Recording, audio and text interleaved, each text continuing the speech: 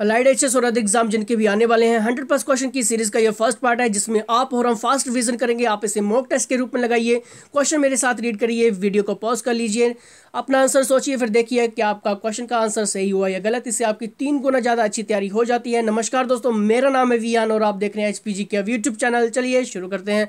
तो यहाँ पे पहला क्वेश्चन है, fundamental rights to education has been brought through, यानी कि शिक्षा के मौलिक अधिकारों को किस कॉन्स्टिट्यूशन अमेंडमेंट के अंदर लाया गया है दोस्तों। तो यहाँ पे आपके ऑप्शन है 83 constitution amendment act 2000, 86 constitution amendment act 2002, 92 constitution amendment act 2003, 93 constitution amendment act 2005। दोस्तों अपना आंसर जरूर सोच लीजिए, फिर देखिए क्या आपका क्वेश्चन सही होता है या गलत। जी हाँ दोस्तों, इसका बिल्कुल सही आंसर होगा 86 कॉन्स्टिट्यूशन अमेंडमेंट एक्ट 2002। ठीक है, आगे बात करेंगे। Jawaharlal Nehru national solar mission और solar India has been launch to create and installed. तो दोस्तों अगर हम यहाँ पे बात करें, जो क्वेश्चन में पूछा गया है कि जवाहरलाल नेहरू राष्ट्रीय सौर मिशन और सौर भारत को स्थापित करने के लिए शुरू किया गया था, ये कौन सी योजना में था दोस्तों। तो ये काफ़ी इंपॉर्टेंट है, आपके एग्जाम में एचएस और एलाइड के एग्जाम में ऐसे क्वेश्चन बनेंगे दोस्तों। अगर हम यहाँ पे बात करें तो ये थी 13वीं योजना, यानी कि 13 प्लान। आई होप आपका आंसर सही होगा। आगे बात करेंगे, when and where Panchayati Raj system in India was introduced. दोस्तों अगर हम यहाँ पे बात करें, भारत में पंचायती राज प्रणाली कब और कहाँ शुरू की गई थी, ये काफ़ी इंपॉर्टेंट है। जुलाई 5, 1957 फैजाबाद यूपी, जी नहीं। अक्टूबर 2, 1959 नागौर राजस्थान, बिल्कुल सही। इसका सही आंसर होगा अक्टूबर 2, 1959 नागौर राजस्थान, 1959। ठीक है दोस्तों, यहीं से ही भारत में पंचायती राज प्रणाली की शुरुआत की गई थी और ये काफ़ी इंपॉर्टेंट है। आगे बात करेंगे, who had built the wild flower hall of Shimla. सभी को क्लियर होगा कि वाइल्ड फ्लावर हॉल शिमला में है, लेकिन किसने बिल्ट किया था, किसने बनाया था, तो ये काफ़ी इंपॉर्टेंट है। ऑप्शन आपके सामने है, वीडियो को पॉज कर लीजिए। तो जी हाँ दोस्तों, इसका बिल्कुल सही आंसर होगा लॉर्ड कीचर। आगे बात करेंगे, Albert Einstein was proficient in playing which musical instruments. अगर हम यहाँ पे बात करें, एल्बर्ट आइंस्टाइन को किस म्यूजिकल इंस्ट्रूमेंट बजाने में उनकी बहुत अच्छे थे, कुशल थे, तो उसका बिल्कुल सही आंसर होगा। ऑप्शन आपके सामने है, गिटार, फ्लूट, वायलिन, सितार। इसका सही आंसर होगा वायलिन। क्लियर है, आगे बात करेंगे। आगे देखते हैं, विच UN secretary general served for the longest period, यानी कि किस UN महासचिव ने सबसे लंबे समय तक कार्य किया था। तो ये काफ़ी इंपॉर्टेंट है दोस्तों। ऑप्शन आपके सामने है, अगर हम यहाँ पे बात करें तो इसका वीडियो को आप पॉज जरूर कर सकते हैं। इसका सही आंसर होगा यू थैंट। आगे बात करेंगे, the first Lokpal bill was introduced in the parliament in. तो सभी को क्लियर होना चाहिए, संसद में पहला लोकपाल विधेयक पेश किया गया था, कब पेश किया गया था, ये काफ़ी इंपॉर्टेंट है। तो दोस्तों इसका बिल्कुल सही आंसर होगा, वीडियो को पॉज कर लीजिए, अपना आंसर जरूर सोच लीजिए दोस्तों। इसका सही आंसर होगा मई 1968। जिसने भी ये सोचा है बिल्कुल सही उसका आंसर रहने वाला है। आगे बात करेंगे, डी ओलिवेरा ट्रॉफी किससे संबंधित है। तो किससे संबंधित है, cricket, chess, tennis, hockey. Video को पॉज कर लीजिए, इसका बिल्कुल सही आंसर होगा क्रिकेट।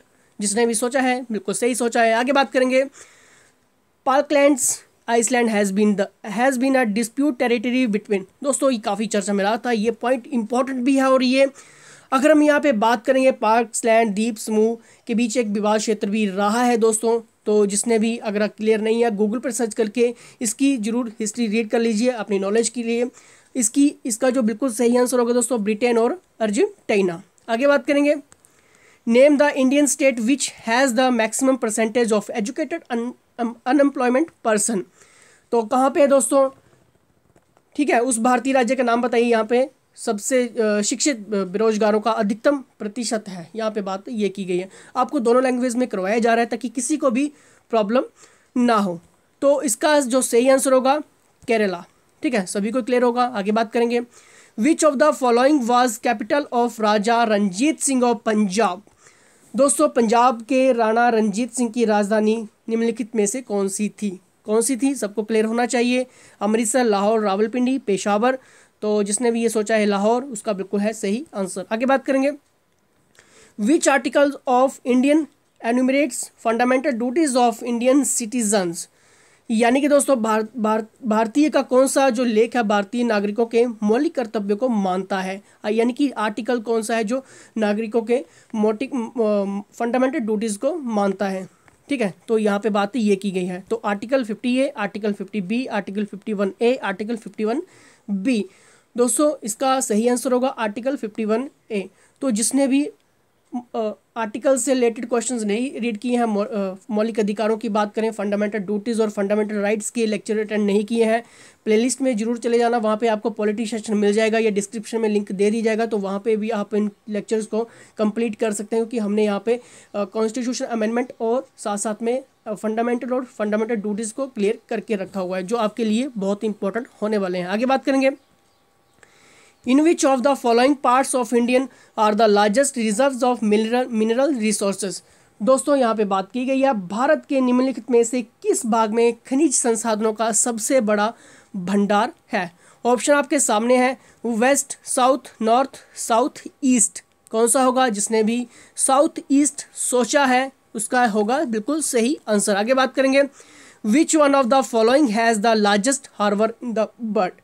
दोस्तों अगर हम यहाँ पे बात करें निम्नलिखित में से किसके पास दुनिया का सबसे बड़ा बंदरगाह है, तो ऑप्शन आपके सामने है Tokyo, Mumbai, Rotterdam the Netherlands में है दोस्तों लंदन। तो इसका सही आंसर होगा रोटरडम द नीदरलैंड्स, यानी कि नीदरलैंड्स में एक जगह है रोटरडम, वहाँ पे ये सबसे बड़ा है, जिसे दुनिया का सबसे बड़ा बंदरगाह भी कहा जाता है।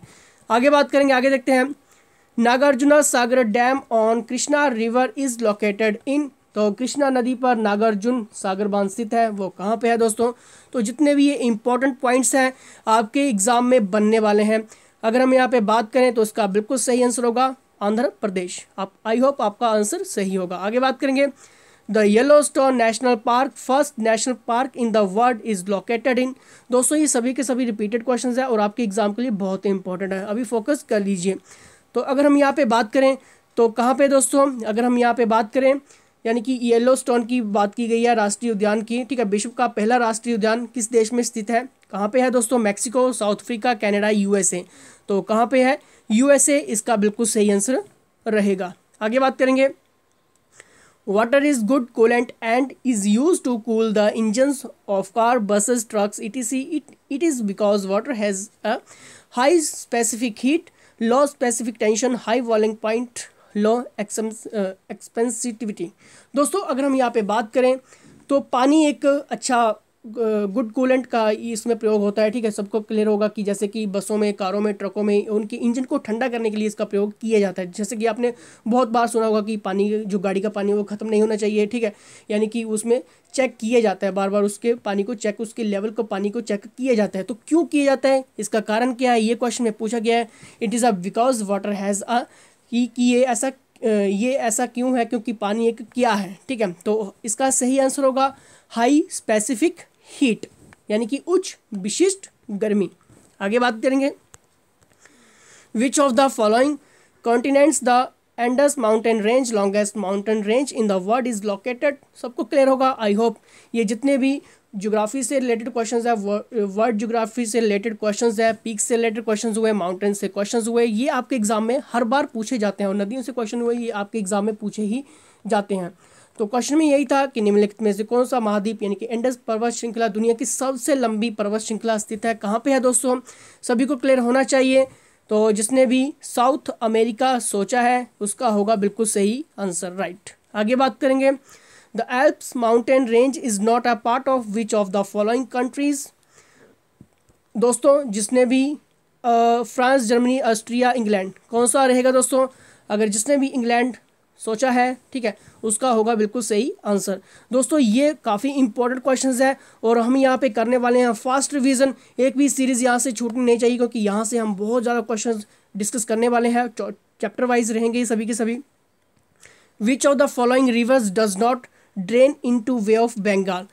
दोस्तों यहाँ पे हमारी टीम ने कुछ ऑप्शन नहीं डाले हैं, गलत ऑप्शन डाल दिए हैं, लेकिन मैं आपको थोड़ा सा यहाँ पे क्लियर करवा देता हूँ कि अगर आपको ऑप्शन ऐसे आ जाते कि यहाँ पे क्वेश्चन में यही पूछा गया था दोस्तों कि निम्नलिखित में से कौन सी जो नदी है वो बंगाल की खाड़ी में नहीं जाती है। ठीक है, अगर आपको मान लीजिए कि ऑप्शन दे दिए जाते हैं महानदी, कृष्णा, ताप्ती, गोदावरी। ठीक है, अगर आपको एक चूज़ करना है, महानदी, कृष्णा, ताप्ती, गोदावरी, ठीक है, कौन सी नहीं जाती, तो इसका बिल्कुल सही आंसर होगा ताप्ती इनमें से, ठीक है। तो ऐसे क्वेश्चन आपके एग्जाम में बनेंगे। दोस्तों लेक्चर को लाइक कर दीजिए, सब्सक्राइब करके बेल आइकन को प्रेस कर लीजिए, क्योंकि ये फास्ट रिवीजन हम कर रहे हैं, ये फास्ट रिवीजन आपकी छूटनी नहीं चाहिए। लेक्चर जिसने अटेंड कर लिए हैं पहले के पहले वो भी काफ़ी इंपॉर्टेंट है, और जिसने नहीं किए हैं अगर वो एग्जाम क्रैक करना चाहता है तो क्रैश कोर्स को ज्वाइन कर लीजिए, क्योंकि वहाँ पे हम टॉपिक वाइज और एमसीक्यू जल्दी से जल्दी हम फास्ट रिवीजन कर रहे हैं, जो आपके एग्जाम के लिए इंपॉर्टेंट होने वाली है। जल्द से ज़्यादा टेस्ट लगा के एग्जाम हॉल में जाने से पहले हर एक टॉपिक को कवर करके जाइए, तो आपके लिए इंपॉर्टेंट होगा। दोस्तों बता दीजिए, लाइक करके फीडबैक जरूर दे दीजिए। तो इसी